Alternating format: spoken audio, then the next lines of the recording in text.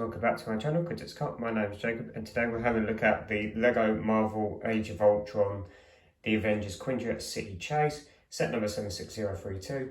This is an older set from 2015, and with the new one coming out in August of 2025. I thought we'd take a closer look at the original, and then we'll do a comparison video once that set releases. If you want to see more classic LEGO Marvel reviews like this one, make sure you like and subscribe. But turning around the box on the back, you've got tons of play features on this set. You've got about 8 different play features. You get 3 vehicles in total, the motorcycle, the little van, and the Quinjet itself. And you get 2, well, kind of 2 exclusive minifigures, the Ultron being the most desirable, and the Vision head having the wrong colour, Infinity Stone. Set, but with the intimate, immediate release of the new set, I thought I would do a proper set review of this. So let's spread this all out and see what's inside. Included are 6 bags, 2 big instruction manuals. You got 1 sticker sheet and a little comic. So here's the set all built up. You get 5 minifigures, 2 of which are exclusive, being the Ultron Prime, which we're getting a remake of this August. And we've also got Vision, which has the wrong colour Infinity Stone in his forehead, which LEGO later corrected in future versions of Vision. Here's the little vehicle that Ultron uses to transport his new body that's gonna one day become Vision. So taking a closer look at the truck itself, it's quite short and stubby compared to the film, but it does have quite a few stickers as well. So you've got the number plate, of course, and this definitely shows its age with the building techniques here from the front.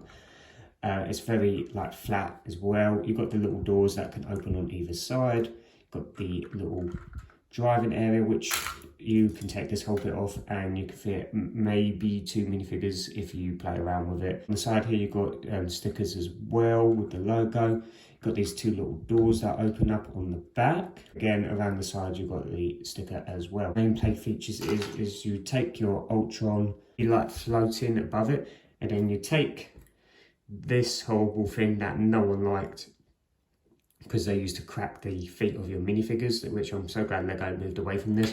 But you'd basically place your minifigure on there, flick this, and it'll go flying, and it's supposed to knock over your Ultron minifigure, which was probably not a good thing to do considering how expensive that minifigure is. Play feature is that you have this little piece sticking out here. You press on that, and it blows up like so, and you can grab the cradle, which is inside, and that's what it looks like on the inside. The cradle, which is a pretty nice little build, very iconic from the film.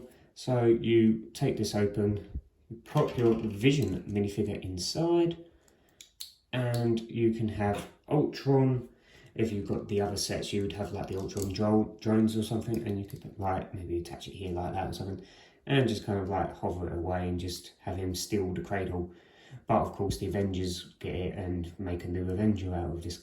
So here's the Quinjet build. It is probably one of the best Quinjet builds in my opinion, and looks like one of the better ones, apart from the 2 most recent Quinjets, or I say most recent, that full play scale versions that we've gotten with the display stands, the one that came out a few years ago for Avengers Assemble, and the one we're getting in this August, which I'll be doing a full comparison video of. So make sure you hit subscribe and don't miss out on that video, and I'll be doing a overhaul video of every single LEGO Marvel Quinjet. So make sure you stay tuned for those videos in the very near future.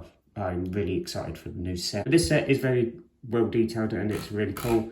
I got this on eBay for 90 quid, which I found quite a fair price, to be honest. Now, the only thing I will say that was the drawback of this set was the clear back stickers. If you own a cat, it's not really the most ideal to be building with clear back stickers. But as you can see, it is quite large. It's got a large footprint to it. So we'll take a look at from the front. So we've got the nice sticker piece for the cockpit, which can just be opened up like so. Got another sticker in there for one pilot to be driving it with the steering wheels. It is quite nicely built up, nice little seat for them. And then taking a closer look at the rest of the exterior, so you've got a sticker here and a small sticker there. You've got a sticker on the wing. Now the wings are adjustable, so you can pose them however you like, and you could have it go into the landed position when it parks in the Avengers Tower. You've got some stickers here which kind of move about, but this is one of these is a part of a play feature, which we'll get to later. You've got 2 stud shooters on top. These flaps also move up and down with the Stark Industries logo. You've also got these little pieces here, so you could kind of make a funny angle with it if you really wanted to. Take a look at the other side. It's basically symmetrical apart from the play feature underneath the wing is different. So again, like, you can fold every part of it that would just look like. You've got these two little flaps here at the front as well, which don't really add much. I think it kind of takes away from the sleekness of the build, if you ask me. Taking a closer look towards the back. So you can see here you've got some thrusters on either side and how it looks underneath. So you've got these two large technical elements, which again comes in with a play feature. Wheels on the front and back, that on if you wanted to.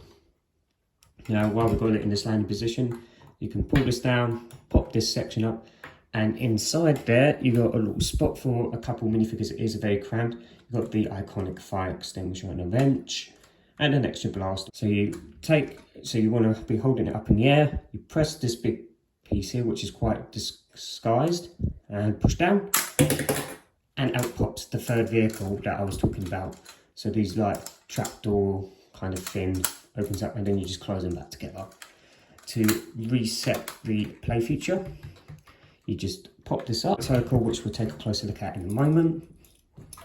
And you can see in there how much space you have in the interior. So it is a lot of space that's taken up by this motorbike. You just pop that in there, close that one up, and you're good to go again. You just place your minifigure holding that underneath, flip it back around, push on this Avengers logo, and I probably wasn't holding it high enough, but you can have a minifigure dangling. You've got a little extra stud shooter, so you can like pull this out and it's an extra stud shooter that goes shooting. Get to the minifigures. Here is the motorbike which Black Widow rides in the film. One sticker on either side, sorry, with the Avengers logo, where you can also place Captain America's shield if you want to, or a different accessory, because it is meant to be like Black Widow's motorbike. I guess this was in concept art that Captain America was possibly going to be driving it. Quick look at the three most boring minifigures that come in a bunch of other sets.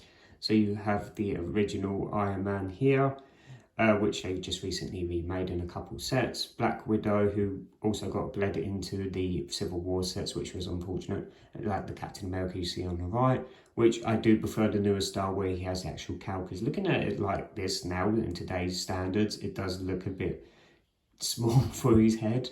I don't know, it just doesn't look right considering they've just come such a long way in certain aspects with minifigures. You can see all the accessories attached with the shield, blaster and the thruster pieces. That's what their back torso printings look like. You can get a better look at their facial expressions. Now we get into the two most exciting minifigures. We have Ultron Prime on the left, which looks super cool. And on the right, you've got Vision with some great leg printing as well as Ultron does. The Ron colour headstone, you can see it's the blue instead of yellow. Ultron does have some really nice printing on the top of the helmet piece, which came in darker shaded grey in the cheapest set. The metallic silver on his chest plate. Can't wait to compare the new version when that gets released in a couple months now. Again, you've got the nice metallic silver on the back, some head printing for Vision, and you've got that torso printing. If you don't know how this headpiece works, they recently brought back the neck attachment. The little slight printing detail you can see for the face-up display looks really cool. And that's going to do it, guys, for my look at the Age of Ultron Quinjet. What are your thoughts on this set? Do you guys have this set when you were younger and grew up on it? Because I personally missed out on this one. This is a really good Quinjet. I really do enjoy this build. As you can see, over there in the background, I've got the 2023, I think it was, Quinjet, which is definitely better than this one. I'm super excited for the new one, as I keep saying. Stay tuned for a full comparison video on every Quinjet Lego I've made. And make sure you subscribe so you don't miss out on that video. That will be coming out as soon as I get my hands on the new version. I'm very excited to do that comparison video, and I do love it when they do the display stands for these Lego Marvel vehicles. Just when you thought they weren't going to have any more to do, they come up with an idea and just do remake the Age of Ultron one. So maybe we'll be getting a full-size Civil War version with the stand in a year or two as well. So we'll have that all free from all the movies, and maybe even the one they use in Infinity War and Endgame, which is quite similar, I think. Definitely need an X-Men Blackbird on this display stand format one day. Minifigure selection is pretty decent. Could have done maybe with one Ultron drone just to help complete the scene a little bit more, where they grab the cradle. But apart from that, it is a very good set. And I definitely recommend it if you're able to find it for a good price on the aftermarket. You guys think down in the comment section down below, and I'll see you all in the next video. Bye for now.